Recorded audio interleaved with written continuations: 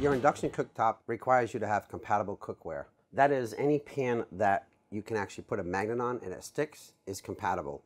So it uses magnetism to work. So you just grab a magnet, put on your pan. If it doesn't stick, it will not work on your cooktop. If you don't have a magnet, it's okay. You can go ahead and put your pan on top of the cooktop, turn it on. It'll come up with an error code of view saying it's not compatible. So if you do grab a pan that is magnetized, it will stick. So this will work.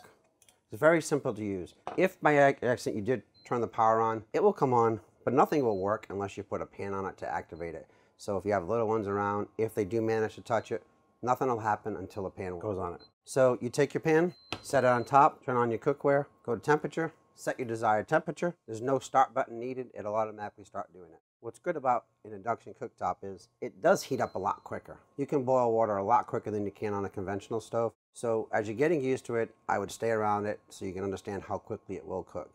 You also have a heat mode in there, so it'll just heat up a pan slowly. Once you take a pan off, it'll automatically turn off your induction cooktop. You can be safe to touch it within a couple minutes after you're done using it. As far as cleaning it, just use a solid surface ceramic cleaner for you, and that's all you have to do.